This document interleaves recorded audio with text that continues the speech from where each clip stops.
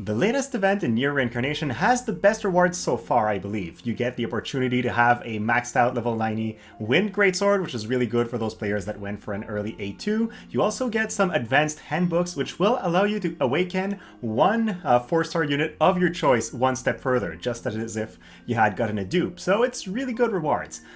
So today we'll quickly go over the event, what you can gain and how the event works, and then I'll show you the team comp that I used to clear the EX quest, which is the hardest difficulty. You can only do that once, and frankly, if you can't clear it, it's not the end of the world. You can still farm all the rewards from the event just by doing the quest number 5, which you'll have to do anyways, because you can only do the EX quest 1. But it was a super fun, super hard quest, so I feel like it's going to be fun to show you the strategy that I used to tackle it.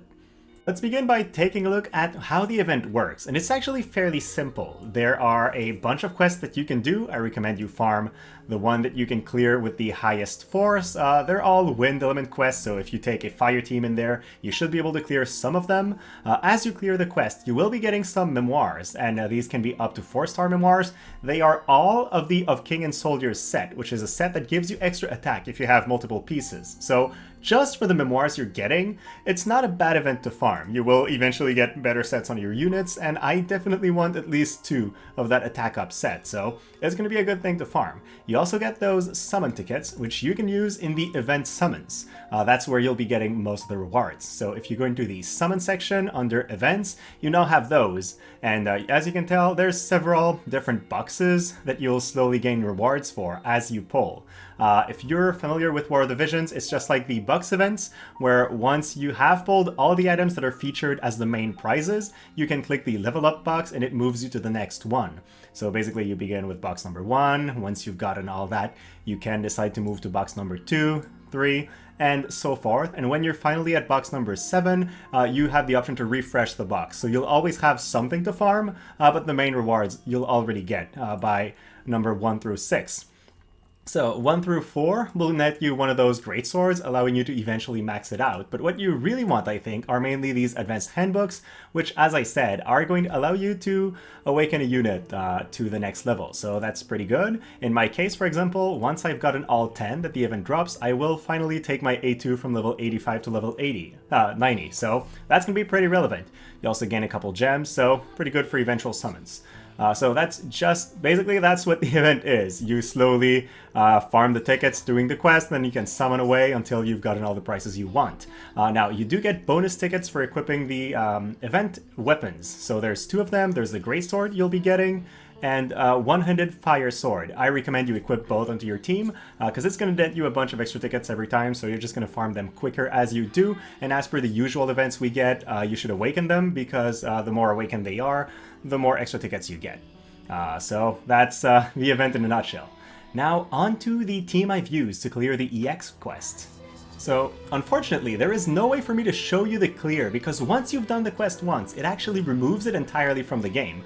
I thought it would do like a lot of other games and allow me to clear it again while just not giving me rewards, but that's not the way they've done it. So there is no EX quest under my quest 5, that's because I've won the fight once. So that is a Force 100,000 recommended mission, and it was actually very fun, because for the first time since I've begun playing Nier Reincarnation, this was not a damage check. I could not just run my highest damage units in a bunch and just chain the boss all the way, just like I do for the dungeon quests, right? Where you want to go in, one-shot the boss before he has time to retaliate, and then just loot them off. So I had to do this manually, and I had to have some form of a strategy. So let's look at the loadout. Here is my team. Now, this is a 91k force team. It is a fairly strong one, but fire is not my strongest element, and it still worked out pretty well because I brought a healer. I think that's the one thing you need, is take a healer in that team, because you can't burst the enemies down that quickly, so you need some way to stay alive until the end of the fight.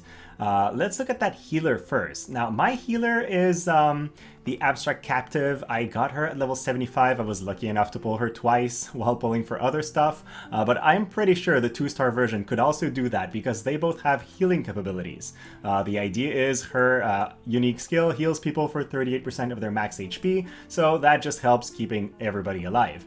I browsed through all the staves I have that were available, and I have one that's level 65, for which I leveled a mending ability, which also recovers HP, so you get the idea. That character is just there for healing. Now, ideally I would equip her with secondary staves, but to be honest, I have not focused on staves until the beginning of the game, so all I did is quickly level this character and this staff for this specific mission so I could clear it. Now, as you can tell, the healing is in percentage of the unit's max HP, so if I want the healing to be very impactful, I need more max HP on my guys. The way I manage to increase my unit's max HP is through memoirs. There is a set, which is the Young Lord Study, that gives extra HP depending on how many pieces you have, 15 or 25%.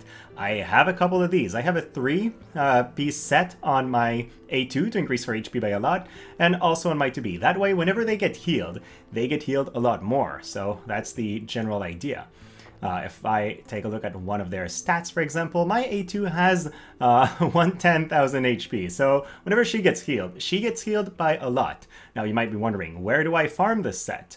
It's not insanely difficult. You can get these pieces from the dungeon, the Dynast's Memory, and a bunch of other ones, I guess, but it's this one. So by farming this, starting at floor 7, you have a chance to drop a 4-star memoir, and you can farm these. Ideally, though, you want to do the floor 10, that's the better chance. So back to our loadout now. Outside of using a healer, I used a couple other things. First of all, primary fire weapon on both my units that increases my damage by 50% and reduces incoming damage by quite a bit.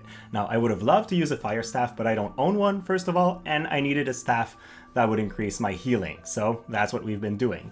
In terms of memoirs, it would have also been good to give her extra HP, but I don't have all those sets, so instead I gave her a set for extra defense. I just don't want her to die, and since she's a lot lower level and doesn't have good equipment, she needs that to somehow make up for her lack of stats. In terms of companions, first one, the OP Book of Doom, which increases fire damage and has a crazy ability that increases crit rate by 20% at his current level for 60 seconds. That's really good for bursting. It's just the best one in my opinion, and good thing, it has affinity for fire. So that was one. Then I was hesitating between the companion that can heal or the companion that can blind. But here's the thing, my biggest challenge during the run was the early part, where there's all 3 enemies, because you have like the boss and 2 side enemies, and they do a lot of damage up front. So once you've started clearing them, you're good. So this companion is the first one I use, and just the little 5% HP he recovers helped me stay alive until my healer can start dropping her big abilities. So that's the reason we're using it. And then finally, another companion that has wind damage down, just so we don't die for the early fight again. So this decreases incoming wind damage by 10%, and it's been super important in my victory.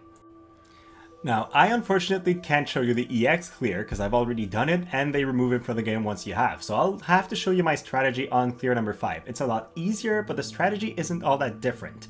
There are 3 enemies. The 2 side enemies will periodically heal the middle guy, and their other ability is a burst of damage on a single target. The middle guy will be doing periodic AoE attacks on your team, so that's the biggest threat. Once you take out the AoE threat, the other guys will kind of be hitting one, then hitting another target, so it's a lot easier for sustain to keep your guys alive, because the heal is always AoE, so as long as the enemies don't focus the same target, you will be fine once you've taken out the middle guy. Otherwise, his AoE attack will slowly whittle down your entire team, and you'll eventually just end up losing.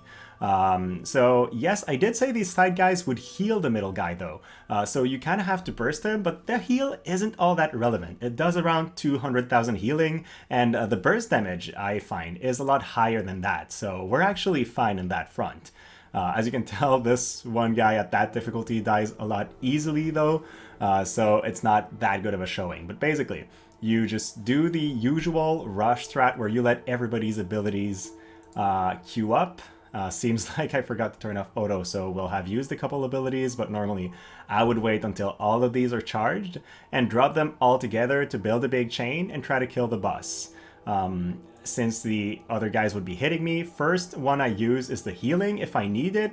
Otherwise, right before the burst, I'll unleash the this one, which increases my critical rate, and right after that happens, I will unleash my complete burst using the weakest damage characters first, so they start building a chain, so that my hardest hitting abilities capitalize on the extra chain damage, which goes up to 200%. The healing is super useful in keeping my team alive, but in this specific scenario, this one team doesn't do enough damage for that to be important. Once you've bursted the middle guy, there's no longer any AoE attacks happening, so you just have to focus on one of the side guys and periodically use your healing to keep your team alive. As I said, I did clear this with a 90,000 force team. Maybe if I had a weaker team, it would not have been possible with this, but there was a pretty large margin for error in my experience once I've got the strategy down, because none of my guys ever died, or they came to basically 25% of their HP, where the healing really comes in handy.